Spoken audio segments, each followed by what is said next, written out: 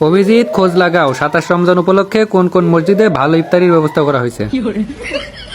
Sir আপনি তো রোজায় থাকেন না, তাহলে কোন মসজিদে ভালো ইফতারি আছে সেটা জেনে আপনি কি করবেন? আমি রোজা আছি কি না আছি সেটা বড় কথা নয়, রোজার মাসে ইফতারি করালে বেশি সব পাওয়া যায়।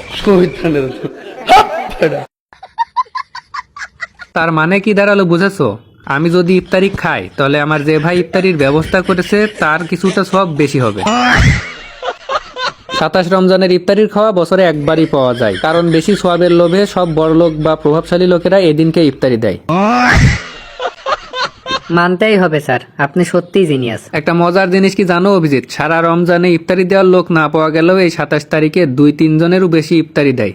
ঠিক বলেছো। এই জন্য 27 রমজানের ইফতারিতে মুসল্লিদের খাওয়া বেশি হয়। তাই তো আমি রোজা থাকি বা না থাকি 27 রমজানের ইফতারির খাওয়াটা মিস করা যাবে না।